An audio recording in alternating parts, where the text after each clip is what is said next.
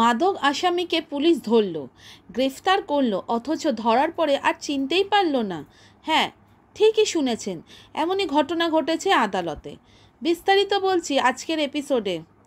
রাজ্যে বিরোধী পক্ষ হামেশাই অভিযোগ করেছে যে রাজ্যের শাসক দল দমন নীতি চালানোর জন্য শাসক বিরোধী মুখ বন্ধ করতে গাঁজা কেস দেয়। এটা এতদিন ছিল বিরোধীদের অভিযোগের পর্যায়ের, কিন্তু এবার আদালতের সামনেই ঘটনাটা বেরিয়ে পড়ল। গত বছর নভেম্বর মাস নাগাদ মাদক মামলায় অভিযুক্তদের জামিনের এই চক্রান্তের কথা আদালতের নজরে আসে। জাস্টিস দেবাংশু বসাকের ডিভিশন বেঞ্চের একটি নির্দেশ কারণেই এই বিষয়ে আলোকপাত হয়। বর্তমানে জলপাইগুড়ির সার্কিট বেঞ্চের সেই ঘটনা নিয়ে তদন্ত চলছে।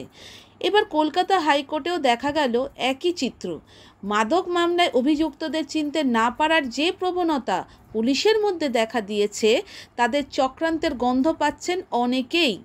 পরিসংখ্যান বলছে, গত 16 জানুয়ারি থেকে 7 মার্চের মধ্যে হাইকোর্টের কমপক্ষে 7টি মাদক মামলায় জামিন কিংবা আগাম জামিনের ক্ষেত্রে পুলিশের এই স্মরণশক্তির হ্রাসের বিষয়টি সামনে এসেছে। ধৃতদের চিনতে ব্যর্থ হওয়ার যে প্রবণতা দেখা দিয়েছে, তাতে পুলিশ কর্তারাই চক্রান্তের ইঙ্গিত পাচ্ছেন বলে খবর। মার্চ মাসেই যেমন বিচারপতি বাগচির ডিভিশন বেঞ্চে নদিয়ার একটি মাদক মামলায় জামিনের আবেদনের শুনানির সময় আবেদনকারীর আইনজীবী জানান, তল্লাশি দলে যে পুলিশ আধিকারিকরা ছিলেন তাদের মধ্যে বেশিরভাগ অভিযুক্তকে চিনতে ব্যর্থ। এরপর আদালতের তরফ থেকে চিনতে অক্ষম 2 সিভিক ভলেন্টিয়ার এবং পুলিশ আধিকারিকদের বিরুদ্ধে নেতিবাচক পর্যবেক্ষণ দেওয়া হয়। দলবল নিয়ে ঘটনাস্থল থেকে মাদকসহ যে অভিযুক্তদের গ্রেফতার করা হলো, তাদের নাম পরিচয় জানার পরেও চিনতে ব্যর্থ পুলিশ। এটা বিস্ময়সূচক পর্যবেক্ষণ আদালতের। তাদের এই আচরণের নেপথ্যে যেমন কোনো অসৎ উদ্দেশ্য থাকতে পারে, তেমনি স্মৃতিশক্তি এতখানি হ্রাস পেলে তারা পুলিশের চাকরি যোগ্য নয়। আগামী শুনানিতে সংশ্লিষ্ট সাক্ষীদের নিজ বক্তব্য জমা করার নির্দেশ দেওয়া হয়েছে। একই সঙ্গে আগামী 28শে মার্চ শুনানিতে নদিয়ার পুলিশ সুপারকে রিপোর্ট জমা দেওয়ার কথা বলা হয়েছে।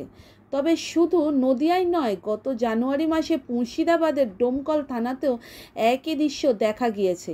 ধৃতদের চিনতে ব্যর্থ পুলিশ আধিকারিকদের সাসপেন্ড করার পাশাপাশি তাদের বিরুদ্ধে বিভাগীয় পদক্ষেপ গ্রহণ করা হচ্ছে। পুরো ঘটনাবলী নিয়ে খতিয়ে ভাবলে একটা অন্যরকম গন্ধ তো পাওয়াই যাচ্ছে। বিরোধীদের অভিযোগ কি তাহলে সত্যি? মুখ বন্ধ করানোর জন্য মিথ্যে মাদক মামলা দিয়ে কি তাহলে সত্যি সত্যি মুখ বন্ধ করার চক্রান্ত?